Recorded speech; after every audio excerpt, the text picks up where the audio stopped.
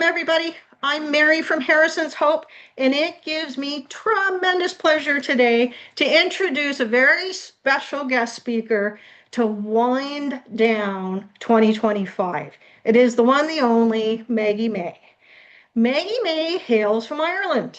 She's a few miles away from home today. I'm happy that she's in Canada. I'm sad that she's not in Ontario yet. Maggie's a passionate advocate, everyone, and a mentor and a systems changer by far. And she has dedicated her life so far to raising awareness and empowering individuals living with fetal alcohol spectrum disorder. Maggie, I believe you were about 5 when you were diagnosed with FAS, and that was Yes. while you were in foster care, if I Yep. recall correctly. So Maggie's kind of here today to share her living experience of growing up with FASD in Ireland in particular, and how it's kind of transformed you, hasn't it, over the Oh yeah. years? Yeah. Um, Maggie, you are not shy to being in front of audiences. You have spoken across many different platforms from health to education and in the community sectors. You have several, not just one, but several online virtual groups. You are also a very active member in the Adults Living with FASD Collaborative, or the ALC. How long have you been doing that for? About 5 years or 5 years. more? Wow, that long. Yeah. And you're also doing work with FASD awareness in the UK. Is that correct? Yes. Fabulous. Maggie, as an individual with lived experience, correct me if I'm wrong, but you've also participated in some international research and innovation development and tools as an expert advisory member on several different committees. That's something I hope you can share a little bit with us about as we go through this afternoon's time with you. And I again want to thank you for agreeing to help us wrap up 2025 with a bang. So tell us, Maggie, what is it that you think had the most profound effect when you were first diagnosed with FASD and then coming to understand what that means? Because 5 is quite young. It is, and I often say I grew up with two sides of the coin. So I Yes. got my diagnosis around 5, but I wasn't told until I was about 14. Okay. So I grew up not knowing why I had all the struggles that come with having FASD. The meltdowns, the not learning the way everyone else in my classroom learned, not understanding my own behaviors or not understanding things like sensory. And when I was told at 14, it was a weight off my shoulders. Yes. Um, because up until that point, I had so much blame on myself of it was my fault. It was I should just try harder. I wasn't good enough. That I think no one should have to grow up experiencing or thinking about themselves because it's just not a nice way to be living. And it was always so negative. And I Yeah. think what really changed for me was being told it was a brain thing Yeah. versus it was Maggie choosing not to do things. And I think that was really profound for me, was coming to terms with I don't have to blame myself anymore. And all those Yeah. years of me blaming myself wasn't fair to me. Yeah. Yeah. So you found it hard to see yourself as a good human being. Is that a safe thing to say? Oh, yeah. Yeah. You beat yourself up a lot? Mhm. I beat myself up. I grew up in foster care. I was very Yes. fortunate. I've only ever had really one foster family who then adopted me, so they became my forever family. Um, But I remember asking them, why do you foster me? Give me back. I'm Yes. an awful human being. I keep having meltdowns. I keep hurting you. You know, I just thought I was this demon child, and I thought I was this unlovable child because I would make the same mistakes over and over again, and it didn't matter how many times I was told not to do something, or it would Yeah. just still happen again, and it was just like I couldn't stop it happening. It was Yeah. a different way of me doing it, but it was still the same outcomes of I failed. Maggie, do you think you purposely pushed your foster family away? Oh gosh, yeah. Um, and I'm very open that I guess I pushed them as far away as I could because You thought that I was the guess right thing to do at the uh, time? for me it was a safety thing. I think also I wanted to push them to make sure that actually they were never going to abandon me. They were never going Yes. to, when life got too tough, they weren't just going to walk away. So I would push them. And they never did abandon me or walk away. They always, my mom always said that we rode the elevator together through the highs and the Yes. lows. Um, and they really did. And yeah, but I think a lot of individuals will push and keep people at a distance for the fear of what happens when my behavior gets too bad or they can't handle it anymore. Are they going to give me back? Are they going to walk away? Are they just going to give up on me? Yeah, that's fair. I think a lot of folks on the spectrum are so attuned to hearing the negative that we just assume, Yeah. well, it must be true, Yeah. right? Um, Tell us a little bit about what adolescence was like for you. Remember when you started into middle school and high school? What do you think stands out the most to you from your own personal experience, your own voice? What was easy? What was hard? What scared you? Oh, high school was really difficult. Um, very difficult. And a lot of it was I was so used to being in the same classroom up until that point, and then all of a sudden different subjects had different classrooms. You had to follow timetables. You were kind of relying on yourself to make sure you brought the right books Yes, to the right classrooms, the right copies. I was notorious for turning up to the wrong class at the wrong time. yes, Um, yeah, I couldn't follow a timetable to save my life.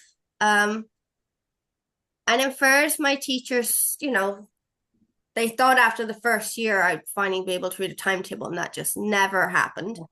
no. So they then took it upon themselves that each one of my teachers had a copy of my timetable so that when I turned up to the wrong classroom, they're like, Maggie, you're not here yet. You have to go to English.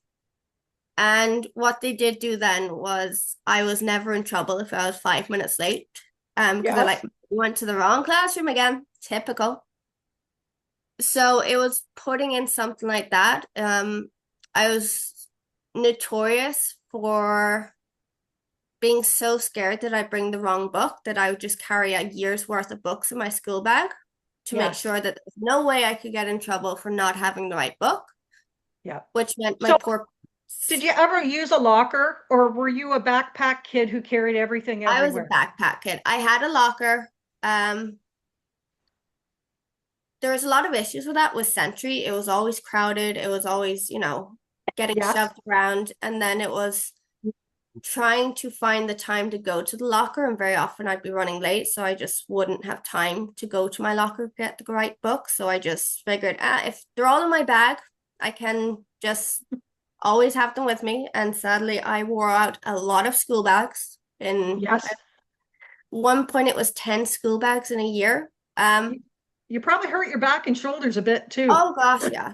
Um, and once again, once teachers and my parents kind of noticed, being like, this isn't normal for her to be going through this many bags, it was deemed that what was going to happen was I would bring my first three classes and then my Yes. I would be allowed out of class maybe 5 minutes early to get to my locker before everyone else got to their lockers so I could get the next books for my next three classes. And that really worked, and it definitely relieved a lot of my strain on my back. Yes. What But was it like with your peers, Maggie? What did oh, Sorry, if it's a tough one, you can tell no, us it's that not too. at all. I didn't have friends. I thought I had friends, but I Yes. really didn't when it actually came down to it. They didn't know when my birthday was. They didn't know my favorite color. They didn't really know anything about me. Um, but I was notorious for saying yes to everything. So, Yes. hey, Maggie, can we borrow money for you to go to the shop? Maggie, can you do this? And I just say yes to everyone because I thought, well, if I say yes, they'll be my friends. Lo and behold, when I needed money, it was a no, no, we're not giving you money. Um, Yeah. it was really looking back now, a lot of it was due to this maturity. I just Yes. wasn't on that same, I guess, level. You weren't on the same page at the same time, and that's No, okay, I right? was definitely not. And I was also very fortunate to have very, I guess, aware parents who knew things like Maggie having a phone too early would be a disaster, Maggie being on social media.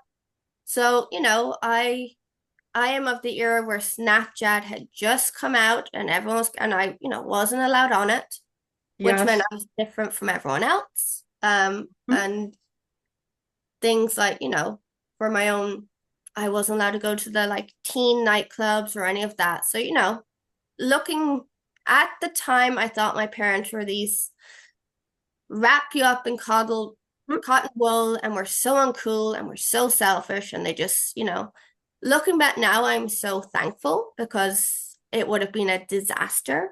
And I can very often I thank them, be like, thank you. I know you had to deal with so many meltdowns over not letting me have a phone or not letting me be on social media. But thank you because I would have gotten myself into so much trouble that it was way better just for my parents to take the meltdowns than to deal with the consequences of what could have happened. Absolutely. You know, it's interesting when you say that. I think a lot of times as a caregiver, I hear "Mom, you're an egg." And I hear that because I have an amazing teenage son who is trying to stretch his wings, and he is absolutely entitled to feel that way. Um, but when you're that age, it's hard to see the scary business that's out there, and you never think it's going to happen to you, even if you have an awareness that it's out there. So, Maggie, when you're talking in your support groups with other and in particular youth, is that something you talk about? Is the whole online safety and you know, do you ever talk about that with youth that are on the spectrum? We do. What are And your thoughts? What do you think is reasonable from a safety perspective? And what do you think parents need to kind of let up just a little bit on? Do you have thoughts on that?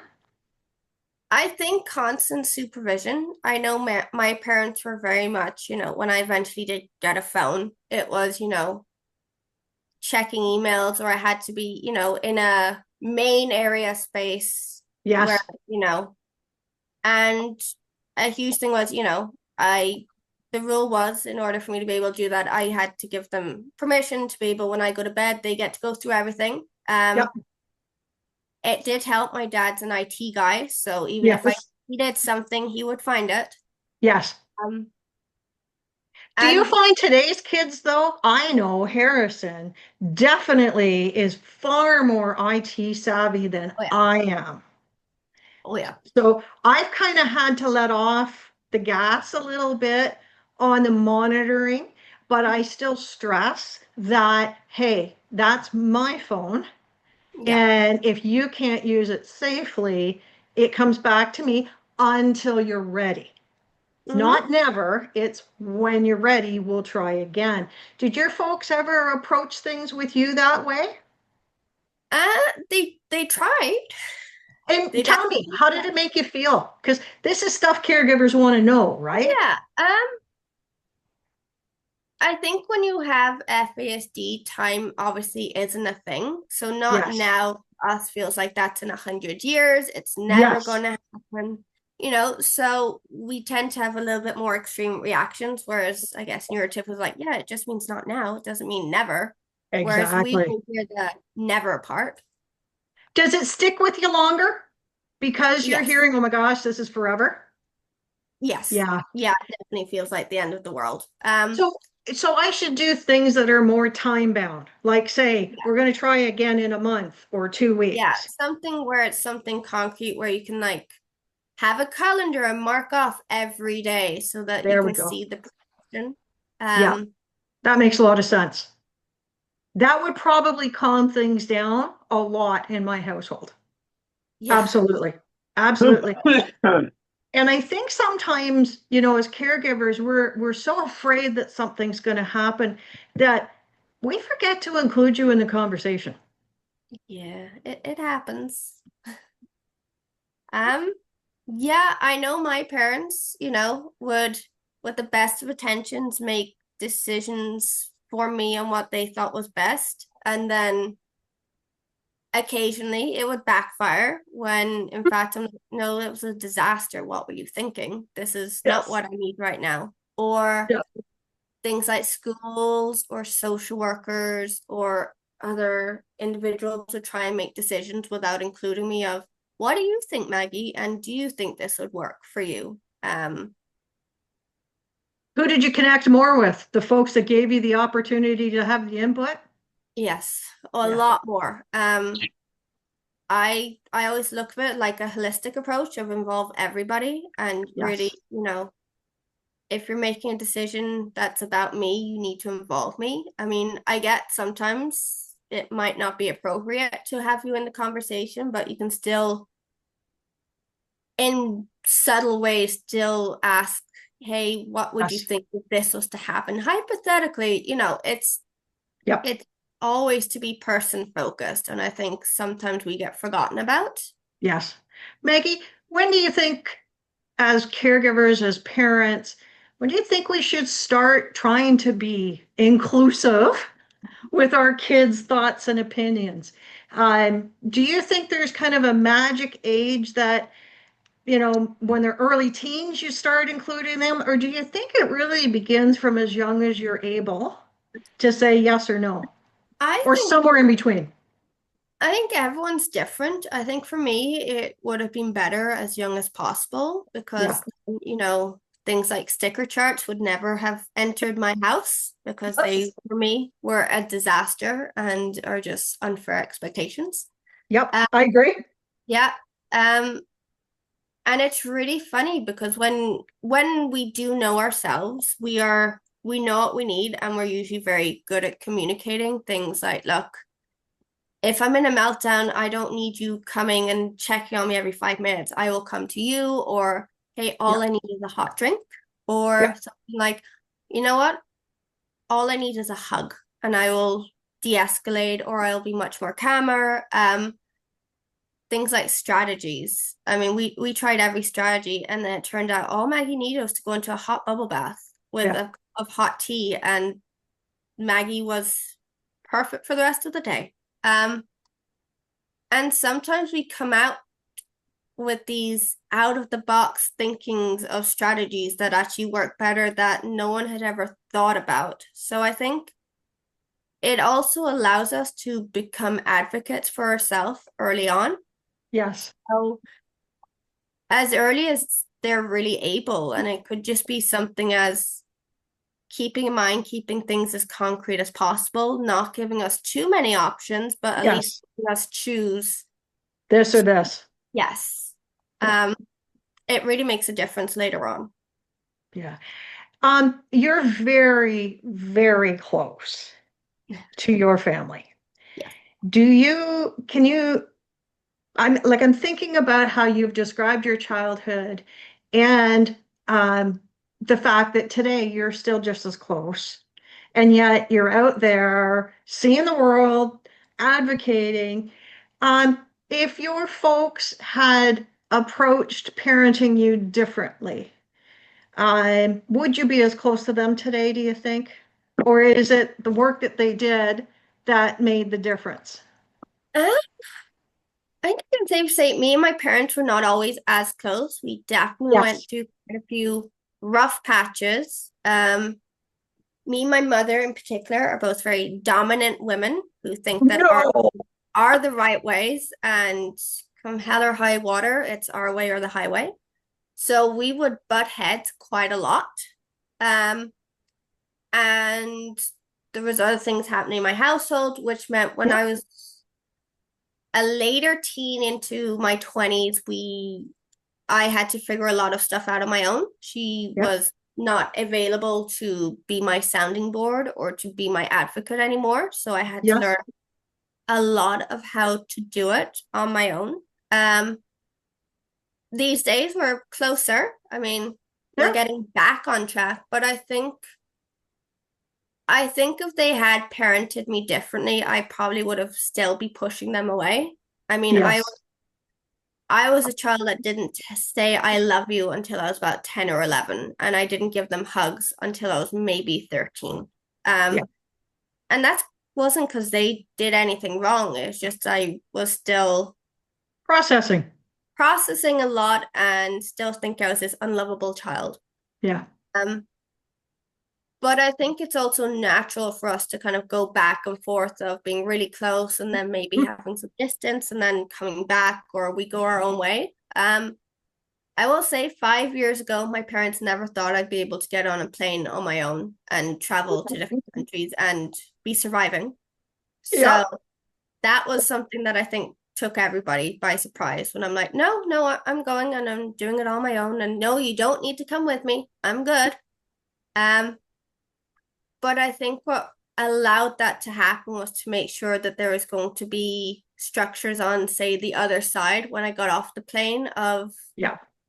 staying with You people I didn't you know. didn't just go willy-nilly, right? No, no, there was a lot of a lot of anxiety on everybody's part and a lot of coming up with every single scenario under the moon of what happens. And okay, if you need to come home, we'll find the money to get you a plane ticket. If it doesn't work, it's you haven't failed, we haven't failed, it just wasn't the right time. We'll try it Yeah, again whenever. that's fair.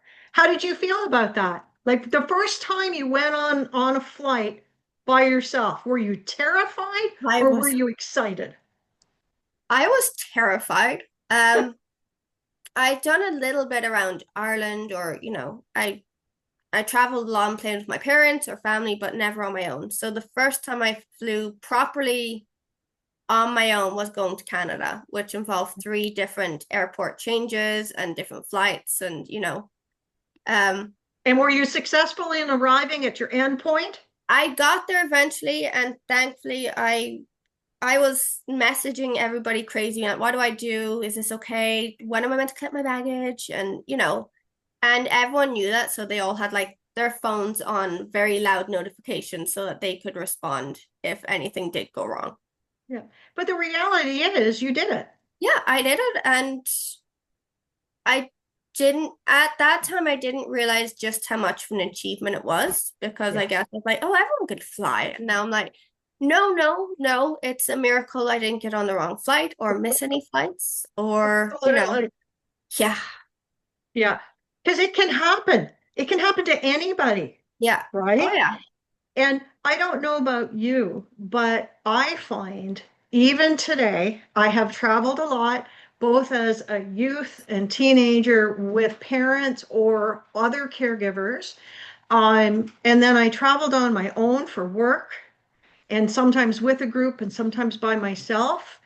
And it has taken me into my 50s, Maggie, before I have had less anxiety and less nerves just about getting to and from. On the plane, no problem, but getting to the plane and where Yeah. I need to be scares the daylights out of me. Yeah. So I applaud you. I think your sense of adventure is one of your greatest gifts. Oh yeah. And I wonder sometimes, um, what other strengths are you most proud of, Maggie? I've always wanted to ask you that question.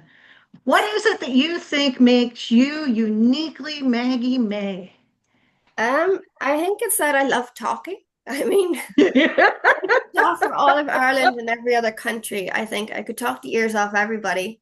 Um, Yes, I think it is my ability to be able to put myself in other individuals' shoes of being like, yes, oh, I know why this happened, especially when I work with caregivers and they're, my yeah, kid had a meltdown with this. I'm like, okay, let's go. And very often it's, well, we went at a different time of the day, or the store had been changed around, so nothing is where it usually is. And I'm like, well, there you go. yeah, Always make sure you go on the same day at the same time.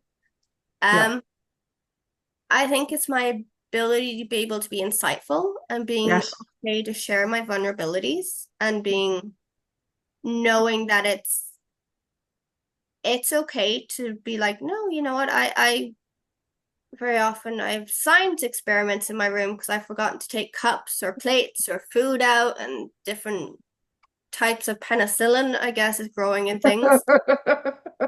Or the fact that I needed a cleaner to help me tidy my room. It's okay to shine light on the negative things as well as the yeah, positives and not sugarcoat. It's just being honest. And I think sometimes that can be a real challenge for people because they don't want to be seen as less than.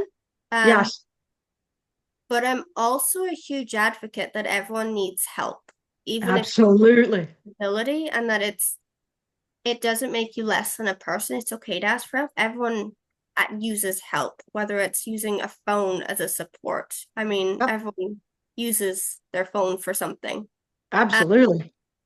and I think it's just okay with being. And in fairness, I went through a point where I was like, this isn't cool and everything. But I also Yes, like FASD is what I have. It's not who I am. And I don't want exactly. to be seen as a less than person just because I have a disability. Yeah, I agree with you. Well, really, if we take a step back and we look at every individual walking this planet in the past, today, and in the future, we're all going to have something that isn't perfect, Yeah. right? Yeah. So it's all just differing degrees and different opinions on what is a disability and what is the impact to ourselves and to others broadly. So I love your perspective. I think there's something else that you know I've had the pleasure of meeting you in person, talking to you and chatting with you when you weren't on stage, and just connecting. And I think, Maggie, um, you're very approachable. You're very down to earth. You say it like it is, but you apply a grace to it that many people don't. Yeah. Um, and that's just my own personal experience with you. What I love about you is you are vulnerable. You open up your personal book and you share. You share the things that worked for you. Yeah. And I don't know that you realize just how truly inspirational you are. Um, I have just, I have wanted to hug you every time I've seen you. And I can't say that I feel that way about everybody, right? I love a comment that has just been shared. Jeff said, interdependence is the norm and no one can live without the help. Isn't that true? Oh We yeah. all need it. Do you do your own hair? Do you do your own hair cutting? Oh gosh, no. No. I also say I don't do my own dental work either, Yeah. right? Yeah. What's next for you, Maggie May? What do you want to do next? You're a strong advocate and public speaker. The world's your stage. You're in demand. What's next? I would love to get a job in the FASD field somewhere. whether it's as an advocate or running more support groups and stuff. Um, Yes. I definitely need to get a paid job at some point because Yes. yeah, I need money to survive. Just like everybody else, right? Just like everyone else, but I also want to see the world. I don't think Yeah. I'm done adventuring, and I love the fact that when I get to travel around, I get to meet other cultures, I get Yeah. to embrace different ways of doing things.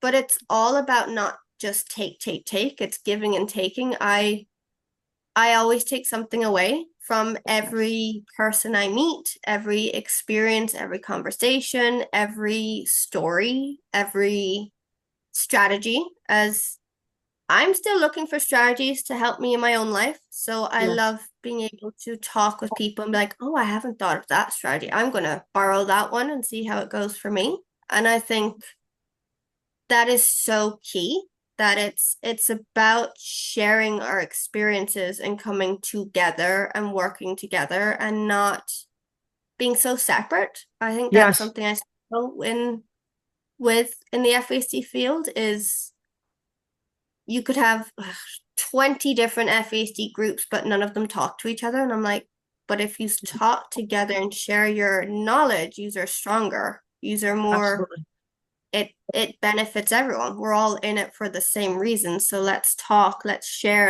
our knowledge. Let's not gatekeep. Um, and There's a lot of that going on, isn't there? there is Still.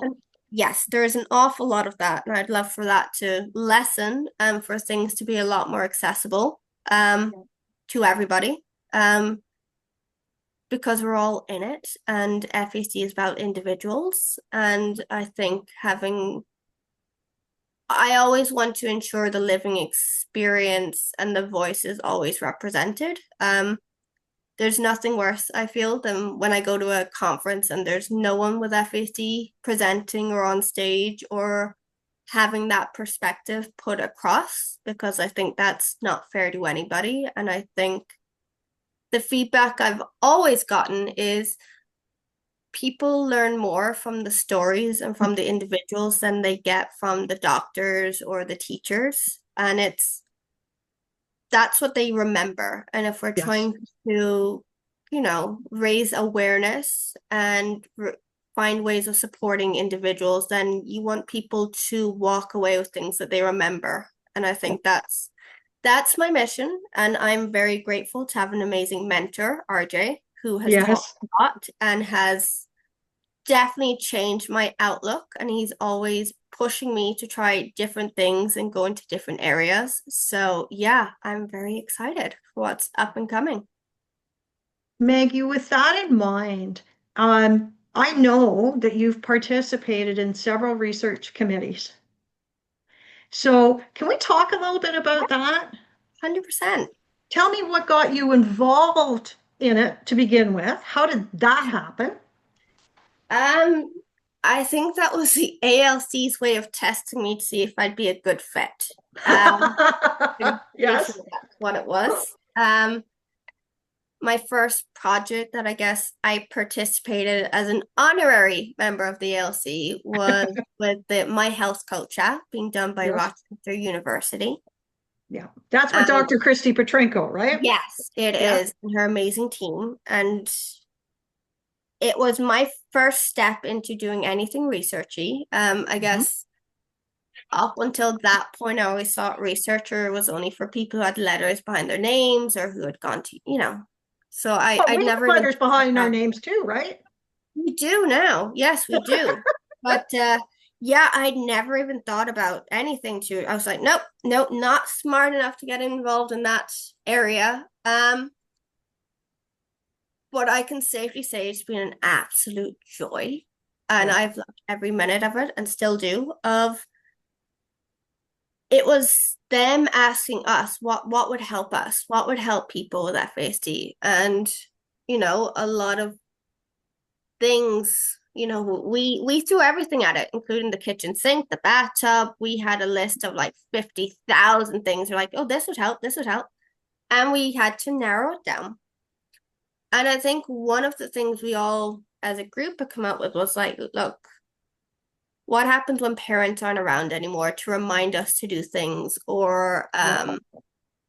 and so we wanted to create an app that would, remind us to take medications, would remind us when our medications are running low, would be able to track things like sleep or food intake or so we really wanted something that could be implemented as an interdependent tool where people Yes.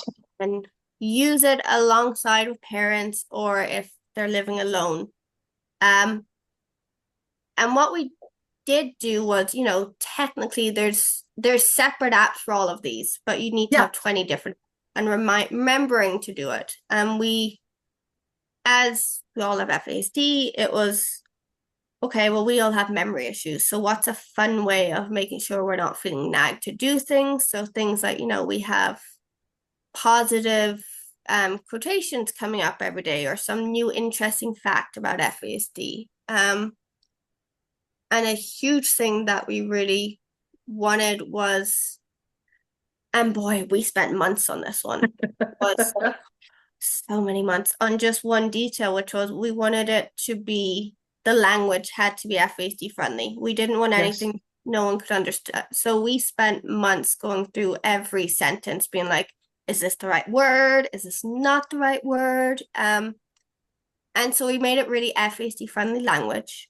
And I think that what sets it apart from any other app out there of it's designed with and for people with FASD. I love And that. yes. Did you feel empowered being a part of that? Oh, so it was so empowering because Christy Petrenko couldn't do enough for us. She was like, Yeah. how do you need it? And we're like, well, we're going to need reminders and we're going to need follow-ups and you need to record the meetings and Yeah. yeah, that's not a problem. And we're like, what? Just like, yeah, it's not a big deal at all. Like, oh, it was the first time where it wasn't, they didn't even blink an eye and they've gone out of their way to make it as easy as possible. They've learned that an hour meeting might not be an hour meeting because me Yes. or they might go off on a tangent and get distracted and they're like, we love when that happens because it just makes it so much fun. So, Um, Maggie, can you share with people the name of that app? so it's called My Health Coach. Okay. Currently we're in the second trialing of it. Yes. So, not available to the public yet. Not yet. Um, but we are looking for anyone over 18 to trial it out who has FASD. So, So can I make a suggestion, Maggie? yes. I happen to have Dr. Petrenko's flyer. Oh, brilliant. And we're going to say to folks that if they're looking to be able to participate and they're 18 plus, to shoot an email to info@Harrison's Hope, and I'll type that in the chat box for everyone, and we can connect them. Does that sound like a good plan? It does, and you're saving my bacon because I'm meant to be recruiting people. What you just did, Yeah, right? there you go. You just did. And isn't that what being together is all about, right? We are a community, wouldn't you agree? Oh, And yes. when you're a community, we all do better.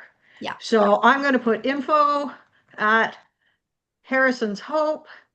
Tell me, Maggie, what's next on the horizon for research? Have you got something else coming up, or are you focusing on the My Health Coach app as your priority? You're so good. This is great because I'm taking off everything I need to do. We've actually just launched our third lay of the land survey on Awesome. funded supports and unfunded services, or it might be the other way around. Yep. Which we are also recruiting anyone over 18 anywhere in the world who has FAC to participate in. And As Maggie, will you send me that yeah, link and I I'll will, share it out to folks yeah, on the call today? Beautiful. yes. And So why don't we talk a little bit about Lay of the Land? What's it about? What's the deal? um Well, after the huge success of our first two lay of the land surveys, which have gone far and wide and have really changed how people think about FASD, especially with the health issues and how Yes. we meant to change people's perception of it's in fact a whole body diagnosis, not just a brain. So we're Um, not being hypochondriacs? not anymore. Not anymore. Good. We wanted to really look at who was providing services and support and where the gaps are. Yes. And that was really key. So, what we were talking about, What do you think the biggest gap is, Maggie? Oh, unmute. There we go. there we go. What I did you think the biggest gap was? I think it was the fact that especially with adult services there isn't enough. A lot of Yes. it is based on IQ, which is Yes. not is a huge barrier. As we know, it Yeah. doesn't dig into daily living skills or daily living challenges.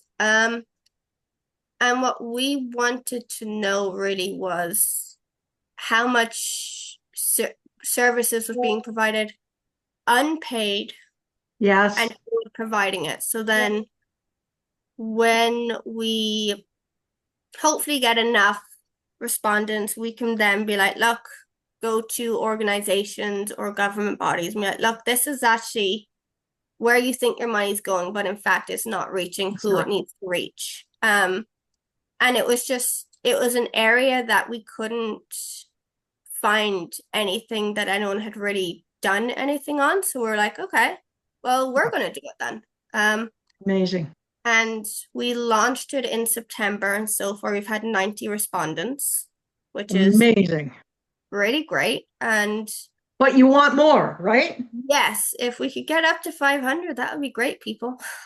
Okay. So So we everyone on the start. call today, Yeah. if you know an individual 18 years of age and older living with FASD, they need to do this survey. Yes. And Maggie, is there anything in the lay of the land that surprised you so far? That Um, you went, oh my God, I had no idea. Or were these things that you just kind of went, oh yeah, it was things that we had a feeling we were going to hear, and yeah, we just needed, I guess, to know we weren't losing our minds when we were like, yeah, I'm pretty sure this is, not the facts when they're like, we've donated or we've given so much money and yet and we're like, well, it's not going to where it needs to go. So clearly there's some issues in the line of wherever the money's going because it's not reaching those who actually need it the most. And we're not seeing the benefits of it. So I think, and I've been following lay of the land pretty closely. Yeah. I mean, it's important to me as a caregiver, but I'm also going to say it's very important to me as an individual with lived experience as well. And I think a number of things that I've picked up from your work so far is that this is a global disability. This is not unique to one country or another. While the statistics, they vary, there are concrete numbers that, we need to improve women's health services and we need to improve addiction services and we need to improve how the criminal justice system Oh, and every other system supports individuals with FASD. And that starts with kind of understanding and compassion.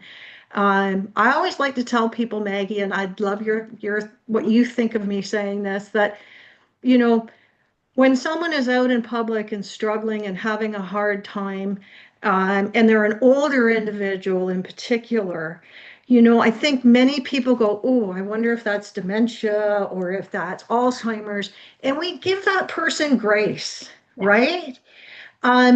We don't see that when it's a child or a teenager or a young person. Sadly, the blame gets shouldered on that person. Oh, they're terrible. What a brat. What a this, what a that. Um, and the lay of the land, I think, spoke to that a little bit, Maggie, that it's not just awareness. of the impact of this disability, but the fact that we just need to be more empathetic and more willing to accommodate and support. Um, you are a clear demonstration, as many of the change makers are, that when we are supported, we can thrive and we can do really amazing things. Um, do you think if organizations focused across the lifespan of individuals, would it help? Oh yeah. I just oh yeah. I think I think there's such a drop off of supports and understanding once you turn 18. It's kind of like you're left to fend for yourself. Yeah, And very often we're not ready. yeah, We're not ready at all for what life throws at us or what yep, adulting is going to look like. Um, I think if we had support all the way through, we do so much better in the different areas like employment or yes, housing or um just in the whole, having someone to go with us to the doctors so that when they're like, oh, you're just oversensitive or you can't have arthritis, you're too young to have someone back us up and say, actually, if you know anything about FASD, actually it is a yes. very likely it could be this, and that age doesn't really come into it when it comes to that. Um, and just having someone, even just who we could text and be like, hey, is this okay to say to someone? Or hey, can you help me fill out a form? Yeah, could make a I think difference, couldn't it? it makes such a difference. And I think when you become 18, all of a sudden your life is just full of different forms that you need to have sent back by a certain time, or you need to be able to fill it out correctly. And very often we don't have the right information or we forget to send it back. And then we get the punishments, whether it's fines or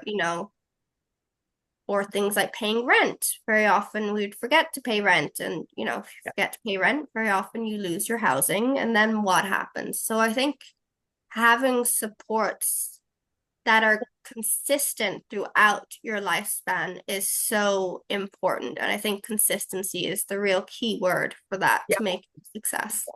I'm hearing that loud and clear. It is a big goal for Harrison's Hope, and most individuals that when we were forming our mission and our vision, that was a question I asked a lot: is what's missing? Yeah. And everyone said it's a great big black hole as soon as you turn 18.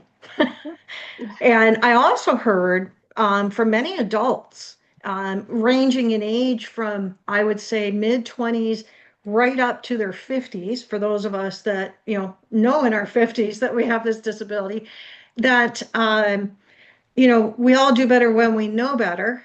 Yep. And just simple supports. And like you say, the consistency of, hey, did you do this? Great job, but hit submit, is hugely beneficial. And that we don't always want to reach back to our caregivers, our primary caregivers, and say, help us. I also heard loud and clear, and I see it in everything that you do, Maggie, Mhm. is that we do get there eventually Yeah. in our own time, in our own way. We are all capable individuals. And I think that gives hope. Every time we have the opportunity to hear you speak and share your story, I think it really resonates with caregivers and hopefully with providers as well, to acknowledge the fact that, yeah, we do get there, Yeah. right? That we can be independent. Look at you, Miss Globetrotter. Have you lost any luggage? Everybody wants to know. No, so far I have not. I've definitely forgotten my bag and my purse a few times and been running around like a headless chicken trying to figure out where I left it before it gets destroyed. Um, Yep. but so far no lost luggage. Fingers crossed, touch wood. That's fabulous. Maggie, what's your thoughts when it comes to the supports that you offer to youngsters with FASD and the support groups? Um, what kinds of things are youth with FASD talking to one another about these days? What's on their minds? What comes up in those groups without breaking Oh yeah. confidentiality? What's it No. like? What's really funny is half the time it's not about FASD. Yeah, It's and it took me a while to figure that one out, where when I first started to have themes of, impulse control or memory, and they were like, no, no, we don't need that. We don't need to talk about that. Um, yeah, our main topics are food and movies and books, and what they want is their own little community, but it yeah, also a space where they can be dismature if they want to. They don't, we all get it. What's been really magical is watching them blossom. yeah. I have some individuals who have, God, I've been doing it for nearly 5 years now, and they're still there from day one. Yeah, Um, but watching them when they first came in, and some of them were there before I actually took over the group and ran it. Um, but they would have their hoods up. They wouldn't even say they have FASD, and now I can't get them to shut up. I really can't. I'm just like, who's running this group? Is it me or yous? But it's watching them, and I often get this from parents of, my kid doesn't remember my birthday, and my groups are once a month for an hour and a half. And it used to be an hour, and they demanded it has to be more longer. time. Yeah, I'm like, Yes. okay, fine. But so I have parents be like, my kids don't remember my birthday. They can't even remember their own birthday. But they'll remember if you said it was your birthday. And a month later, they're like, how's your birthday, Maggie? And I get parents be like, they don't even remember my birthday, but they can Yeah. remember people's birthday in the group. And I'm like, that just shows how much they need it, but also how much they treasure it. And Yes. what's been really magical is it's a global group. I have people from the States, Canada, England, Ireland, Wales, South Africa. Yeah. Um, and I think what's really helped them is to occasionally FAD will come up and we'll talk about it. Someone will come in and be like, I had a meltdown today. I don't know why. Can we be detectives and can we just Yeah. go through it step by step? Um, it's been really, really, I've learned so much and I'm so grateful to them. Yeah. And to see them blossom and to become advocates of people who are like, oh, I'm now doing PowerPoint presentations for my university on FASD. And I'm like, Yeah. wow, I remember when you first came in and you didn't even say you had FASD because you were Yeah. ashamed of it. And now you're just so proud to have it. And what's amazing is it's 18 onwards, and we have people in their 50s, and Yeah. we are no one's better than anyone. We all have different experiences, and people get that. But we also understand that everyone's at different levels, and Yes. it's really magical to see how accepting everyone is and how they take everybody under their wing. And I've Yeah. really loved to be able to be nurturing them to do that. And it's really magical when someone comes in and's had a really bad day and the rest of the group is just like wraps them in like a virtual hug. It's like, we got you, supporting you, we're your friends. Yeah. um yeah, it's they're my babies. I'm a mother hen and they're all my little chicks, and I'm just And like, love you all. and you're a real community.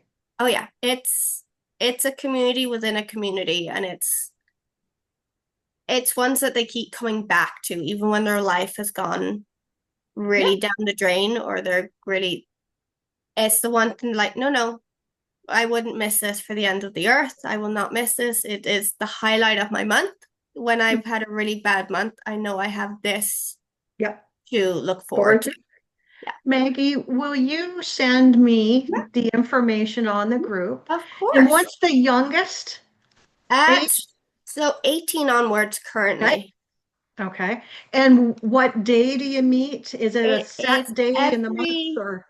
it's every third Thursday of the Okay. month. Awesome.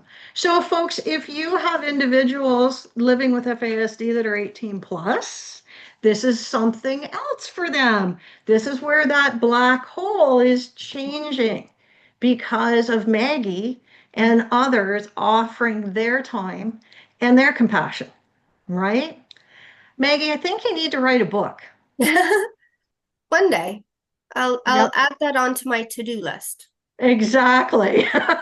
Yeah. And we just got a big heart on that one. So I'm clearly not the only one thinking that. Um, Maggie, what do you do on your days when you're deep, deep down in a hole? How do you pull yourself out? Ah, That's on a the tough bad, one. it's a tough. On the really bad days, I stay in bed. I kind of, I guess I'm like, I've earned a day in bed. Yep. Um, I think occasionally I'm like, look, get over yourself, Maggie. People have it way worse than you. Stop being a wimp. And chocolate is my friend. Chocolate Chocolate is is my everyone's best friend, friend. Maggie. Chocolate and Earl Grey tea. Um, Yes. but I think I always try and think of something positive, whether it's about myself, whether it's about, hey, it's not raining at the moment. That's a good thing. It's trying to find something good, even when you feel like there's nothing good left in the world or about yourself. It's about being like, I didn't have a meltdown today, or I put on clean socks, or I remembered to shower, or I brushed my hair. It's just finding small successes, Yeah. even when you feel like there aren't any in your day, or it's like, no, you know what, I did that and I've done good today. And yeah, I was out of my bed for 10 minutes. Then I Yeah. went back into my bed, but those 10 minutes I wasn't in my bed. And it's really about having a support group or a support network or um that you can reach out to, just saying, hey, I'm having a really bad day today. Yeah. Can we do a call, or can you just, find me a really silly joke and send it to me, Yes. and I'm very thankful that very often when I don't respond to text messages straight away, I'm one of those people who always does. People are like, uh-oh, Maggie's Yep. going down a whole time to bring her back out. So I'm very, very lucky that way. But I think it's just trying to find the good in the day, no matter how small it might be. Yeah. And you know what, Maggie? I think that is the best approach for everyone and anyone, whether you're living with FASD or any other disability or any other life challenge. And for caregivers to remember that too, right? It makes a difference to support yourself with a community of people who you know love you and support you, right? No questions Yeah, asked. That will exactly. bring the shovel and the tarp, Yep. no questions asked. Yeah. Oh yeah. Right? Maggie, I love that you've shared all of your experiences with us today. What I'd love to do, with your permission, is Yes. open up the call and let our attendees ask some questions if that's okay with Of you. We're going to put you course. on the spot. But if there's something you're not comfortable answering, you have the right to say, "Well, I'm going to save that for the next call with Harrison's Hope." Of course. Okay? So, Of course. friends, please feel free, if you wish to put your cameras on, you are welcome to. You don't have to. And if you have a question, please do raise your hand. So I am going to unmute folks. So please, I have you unmuted. I see Jeff. Jeff, what is your question for this lovely lady on our screen today? Oh well, hello Maggie. Hi, Jeff. I'm so envious of Maggie because I haven't got any hair, so I don't have the problem of what to do with it. Nobody I touches me. know. No, you were talking about your group that you support, and I've heard you talk about it. One of the things you said in the past is the size of the group, and it when does it have to sort of splinter into two so it doesn't become too Oh, overwhelming everything. and that people might like to hear a little bit about that. Yeah. I'm very strict on that of if we have more than 10 people on the call consistently, then we will have to start up another group. Currently it fluctuates a little bit, so sometimes there might only be 4 or sometimes there might be 15. So until I can get consistent over 10, it has to be a bit fluctuating, but I think in order for everyone to be able to be gelled and be able to have time to process what's being said and being able to think about things and feel comfortable, I would never have any more than 10 on a call. Because I think when it's too big, it can be really scary for people to come in. It's really scary for people feel rushed to have to process answers immediately. And so, yeah, it's very small and very intimate, and we really get to know each other very, very well. Love that. And Thank you, Maggie, Jeff. again, folks are wondering, it's Mhm. virtual, Yes, but where are you based? Does this happen regardless of which country you're sitting in? yep. Awesome. It doesn't matter if I have to get up at 2 a.m. in the morning or 11 a.m. or wherever. I will always host it unless I'm in bed sick or on a different or I've double booked myself. It'll always be me hosting it. And And And you yeah, will email me the yep, information so that I I'll can give you, share it out because I do know of there are folks course, very interested in it. of We do course. have one question, and Beth, if this takes your question away, forgive me. But I think you were asking, has everyone in your group been formally assessed or diagnosed with FASD? Does it matter if they have the Uh, formal diagnosis? if they do, it'd be great. If it's suspected, I'll still take them. I'm not going to hold that. I understand how hard it is to get a diagnosis, so I'd never create a barrier like that. But you need to be suspected of, right? Yeah. Yeah. So Beth, does that answer your question? Because you were the next person with your hand up, and I just wanted to make sure. Yes, it does. Just one quick follow-up question, Maggie. Yes, of Um, course. and that is, let me turn on my camera. Um, it's my daughter who I'm speaking of, Mhm. Yes. and she's in complete denial about having FASD. She was born in Kazakhstan, Mhm. and I adopted her. I think there's a very high chance that she has FASD. Can't be confirmed because I don't have enough birth history. I would love to introduce her to a group who is like-minded. Mhm. And my hunch is this might be the group. Yeah. But when I showed her a book on FASD, she tore it up, Yeah. said, "What are you trying to do to me?" Beth, this is one of the reasons why I was so excited to have Maggie join us today, was because Maggie does so many amazing things in the FASD community that there's lots of opportunity for our loved ones to connect with her and learn from her. And that community group virtually is exceptional. So I will make sure you get the information for her and she can try it when she's ready. Thank Yeah, you of so much. I don't course. think Thanks, Maggie May is Mary. going anywhere with that particular group. No, no, So. I've told them they're stuck with me until my dying breath. It's not, nope. So What that's awesome. country are you in, Maggie? I am usually in Ireland, which is my home, but Mhm. I'm currently in Canada traveling around. Got it. Okay. Thanks. Awesome. Thanks for the question, Beth. Yes. Lisa, you had a question, and then I'm going to go to Carl because I know he has a question. So just unmute yourself. You should be good to go, Miss Lisa. There we go. It didn't want to let me unmute. Hi, Maggie. It's nice to Hi. see you. So I have a question for you. I have my daughter's actually sitting here, and I'm not going to put her on the screen, but I have a question. So you work with a lot of young adults, and obviously the transition into adulthood can be very challenging. But what can be extra challenging is when you've got all this pressure on you to figure out what you're going to go to do, what you're going to study, which is something that my daughter is having a lot of difficulty with.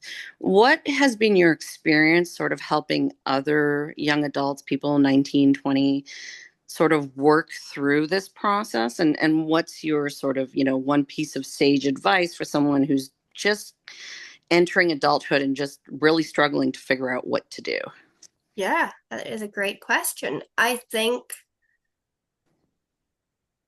first of all, it's basing it off something they love to do, whether that is volunteering, whether it's something to do with animals, whether it is baking, gardening. It's going with their strengths.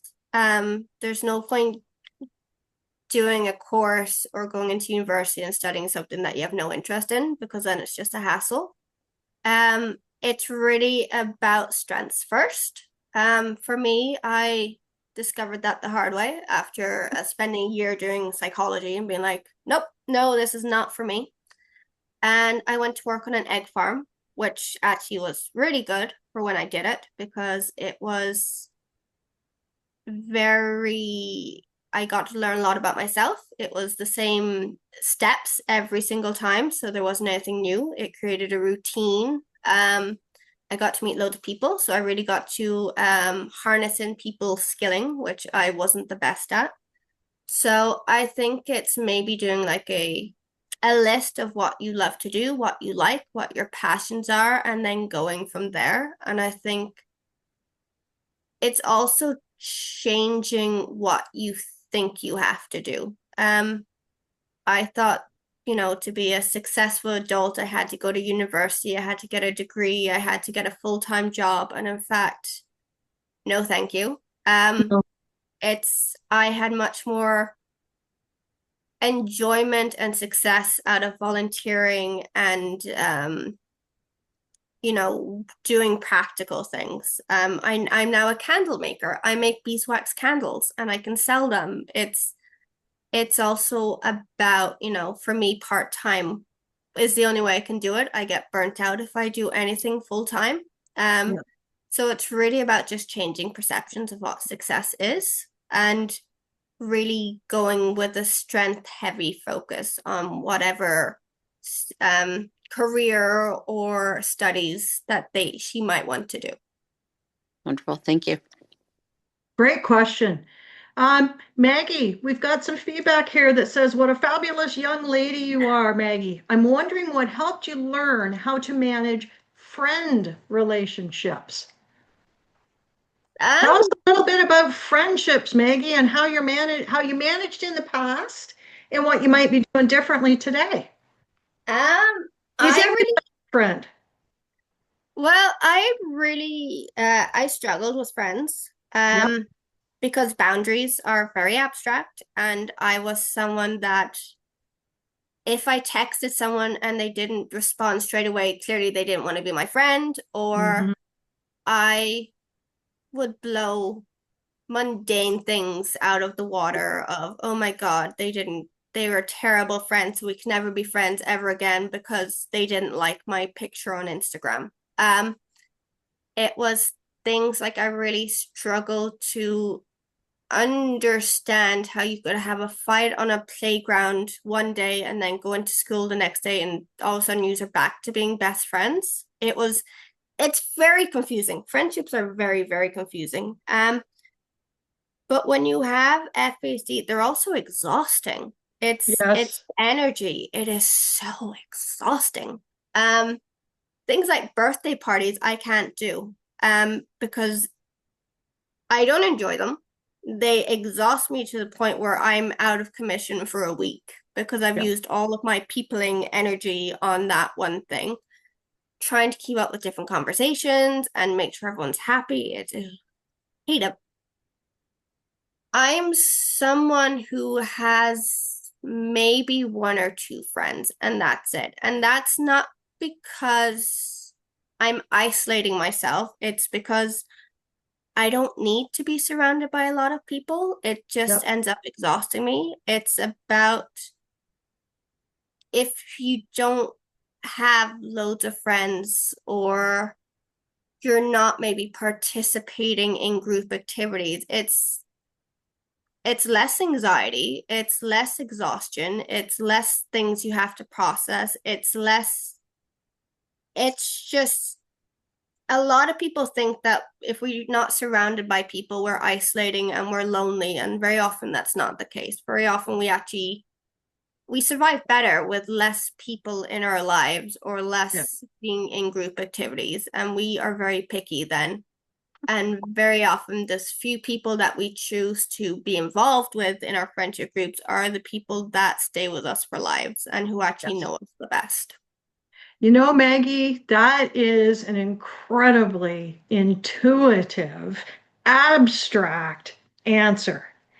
And I could not agree more with you. It is about the quality of friendships versus the quantity. Yeah. My closest friends is a small group of three, and they know me better than anyone, and they love me for my quirkiness, and they can call me out when they feel they need to, and I still know they love me. Yeah. And you couldn't have said it better. You really couldn't.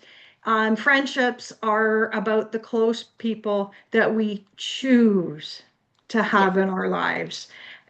Beautiful answer. Absolutely brilliant. Now, I know our friend Carl Young is on the call. Carl, would you like to unmute yourself and ask the question? We'll give him a minute to find the unmute button. Yeah. He may have had to jump off too, but I'm going to see if I can find Still him. here. There he is. Young man, unmute yourself. It says I can't unmute. Oh, poor Carl. All right, Sorry, Carl, give Carl. me a moment, my friend. Poor Carl. There we go. See if that'll work. Nope. Carl, why are you not unmuting? That's really interesting. Bum, bum, bum. I have no idea why that's not working. Carl, you should be able to now if you click your unmute button.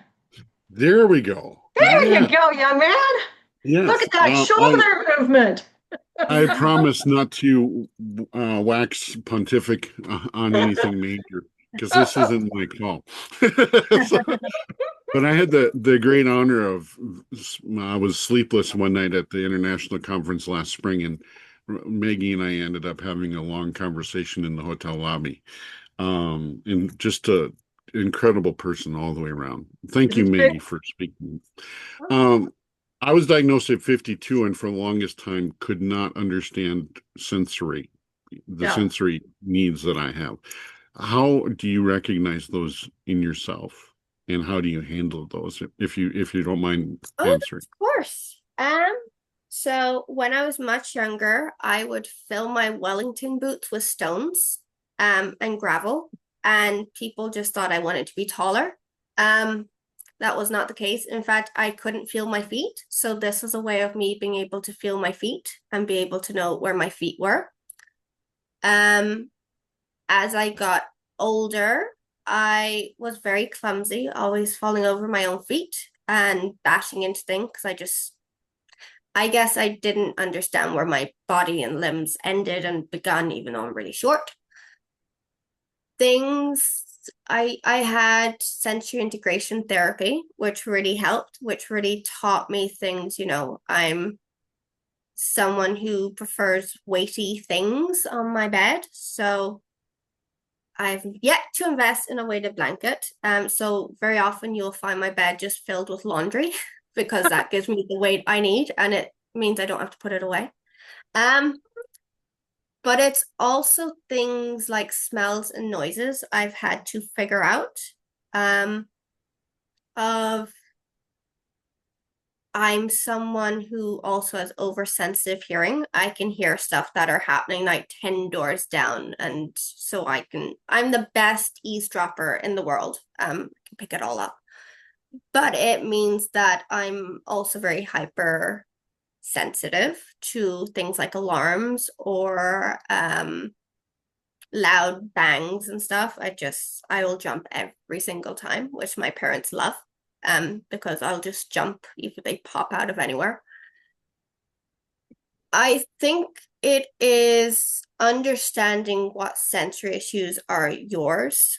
For me, I know that tags and stuff on uh sweaters and trousers and stuff drive me insane, so they have to go. I'm very, very high maintenance when it comes to finding the right pajamas, because I'll either be super hot or super cold. So very often I'll start in one thing and an hour later I will have changed into something else and then change back and forth. It's really finding strategies that work for you, but also being really open of things like, I have no problem telling my parents that, sorry, you cannot wear that because you stink, when in fact they're just wearing cologne or something. I'm like, nope, no, you stink. Don't ever wear that again. But it's okay for me to wear perfume because I smell great. But it's really about, I know that I've now had to train myself to be good to go into things like airports. But I've also found hacks of airport lounges are great. Yes, you have to pay, but it gets you out of temptation of doing the duty free and spending all your money before you've even left the country. Yep. And it also gets me away from the crowd and noises and everything. And I didn't know that was an option until 5 years ago when I like walked in and been like, oh yeah, it's $70. I'm like, yeah, take my money. That's one thing I will pay for. Yeah, it's really funny. So I'm in a house with like 8 other people who have FASD, and it's really funny because one thing they will love, someone else will hate. So to some people in this house, they smell amazing, and then to other people, they smell like gone off garbage. Because they all have different perceptions and different sensory stuff. So it's been really interesting to see how that all works in this house particularly. But I think sensory is a real issue because it's everyday life and it's something that we can't always control. So it's just knowing what's going to maybe set you off or drive you insane and work around that. For me, I try and shop when I know there's not going to be a lot of people in there, because then I don't have to deal with people's smells and I use public transport, but I hate it because of the smells. It's just very overwhelming. And I've learned that like I love essential oils. Turns out, because I'll just rub lavender or something just here so that I don't have to deal with other people's smells. I'm just happy smelling my lavender. You know, those are great coping strategies, and more so than just coping, they're just creative solutioning for a world that has a lot of sensory things going on, right? I think using your preferred sense to avoid other people's is brilliant, right? I love it. Jeff, you have another question, and I know it's going to be a good one. Oh, unmute, love. Unmute. There we go. There we go. Yeah. All the stuff you were talking about, the sort of the noises. I mean, I struggle with that with my autism. I absolutely hate these programs where people are talking over each other. I just have to switch. Those I just switch off. But we just spent a few days in Disney Paris with our grandchildren. Oh my God, that was so overwhelming. Yes. But one of the things, I don't know whether this works for you or for others, I use my ability to go down rabbit holes. So there I am sitting on a bench in the middle of this Disney, everything going on, with my eyes closed, completely closed, and that nobody would know where I was. And that helped me regulate. And the other thing is if I can have I love music. And if I can go around and I can have earphones where I can completely zone out from all the other noises clutter them out, and then the only thing I have to avoid is singing, because then I get told off if I try that. But are those the sort of things that work for you as well, or for others? Oh, yeah. I mean, I always have a pair of at least two different wireless headphones with me in case one dies, as a safety thing. I think it's also a way for me, especially if I'm public transport, for people to not try and talk to me. If they know you've got headphones in, they don't even try. And I'm like, thank you. I just cannot deal with people.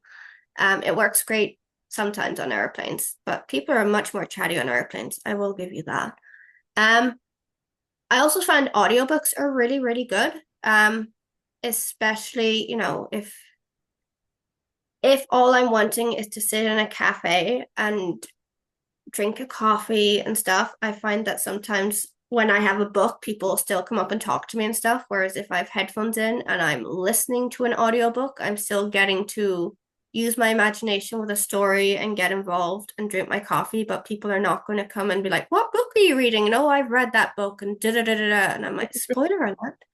So I love audiobooks and I love music. Jeff, just like you, I always get in trouble for singing. Um, I have to be very careful. Yeah, I do it all the time. And people are like, oh, I'm like, sorry. So yeah, Yeah. headphones are a real lifesaver, and I think they're much more affordable than they used to be. I remember when the old days and wireless headphones were like only rich people could have them, whereas now anyone can have them and they're really, really great. Agreed, Maggie. It's interesting. Those of us that are on the spectrum have shared here. Carl's like, I thought it was just me. I can smell things at intersections in cars 2 and 3 lanes away. Many issues going into shopping centers. If it's not the people, it's the lights or the smells and all the sounds. Yeah, Carl, you are not alone there, brother. I am in the same boat, and Maggie's going, oh, yeah. Yeah. I also like that Cami shared, headphones are a winner, and not just out in the world, but at home too, right?